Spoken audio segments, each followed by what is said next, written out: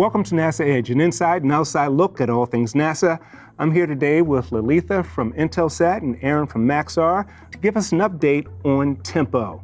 Now, both of your companies have been working together for over 30 years.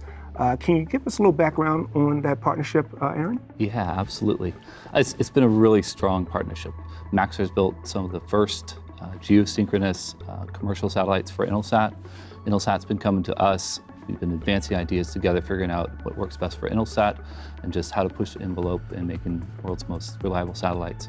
NASA likes reliability, and Intelsat, this is your first partnership with NASA. Can you tell us a little bit about that? Sure. So Intelsat has been in operations since 1964, so it's been operating many commercial satellites, some having the governmental payloads. We've worked with Australian Defence Force, federal aviation agencies, and also Department of Defense. But yes, and as you said, NASA is a first, and it's been a very satisfying experience, and it's been a lot of learning experience for Maxar, for Intelsat, and for Smithsonian. Speaking of reliability, Maxar, you've been working with Earth observing satellites for years. So tell me a little bit about the testing that you've done with the satellite leading up to this launch. Yeah, no, absolutely. So after we electrically and mechanically integrated the Tempo instrument onto the satellite, we performed a series of environmental tests.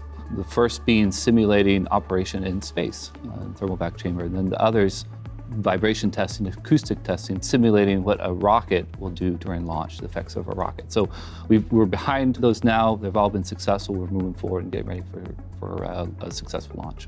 What are the next steps in preparing to deliver the satellite to Cape Canaveral? Certainly. So right now the satellite's in Palo Alto, California. It's completing the payload testing for the commercial side, completing some of the final testing for Tempo. At that point, it'll be shipped to Cape Canaveral.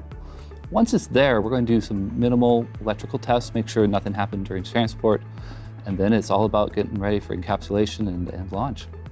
Lalitha, Intelsat has a whole infrastructure set up to manage missions. Can you tell us about that infrastructure and how you will be sending commands and receiving data from the satellite? Sure. So we get the command uploads from the Smithsonian, which we will transmit to the satellite, which then will use that command upload to obtain the mission data, which will be broadcast down to our Riverside antenna. That's the antenna that's going to receive the mission data, and it stores the data in specific file formats at Riverside Systems. Then Smithsonian can come pick it up for their analysis. Now, when is Maxar done with its involvement in this mission? Well, Maxar is going to be available for support throughout the mission life. Mm-hmm. Once the satellite has launched and disengaged from the rocket, at that point there's a transfer process that takes over. The satellite becomes property of Intelsat, but hallmark of Maxar is we're willing to support at any point. So should anything happen, should questions come up, Maxar is going to be willing to support, able to support Tempo through the entire mission life. Is there like a Maxar representative in the control center at all times? There's a hot phone. There's a hot phone. Absolutely, okay. Yeah, it's available at any point. Now, Lalitha, after a separation from the SpaceX rocket, can you tell us a little bit about the next steps as the satellite is tested and then moved into an operational orbit? Sure.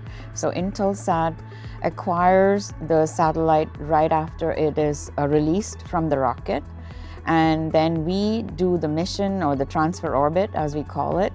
It gets pushed to a payload in-orbit testing slot, which is a little different from our operations slot. And then they do the payload IoT there. It takes about 4 weeks or so to do the testing, where they make sure the payload is operating nominally. And once that's done, then they drift the satellite to its regular operational orbit position.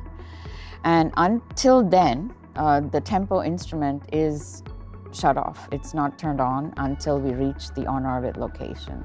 And once we are at on-orbit, that's when the Tempo start the commissioning. That's when we're going to start getting that great data? That's, yeah.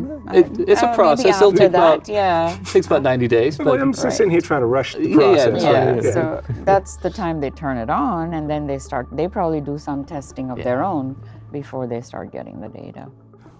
Well, Lalitha and Aaron, thank you for joining us here on NASA Edge. And everybody out there, make sure you tune into the NASA website to get an update on the Tempo launch happening later on this year. You're watching NASA Edge, an inside and outside look at all things NASA.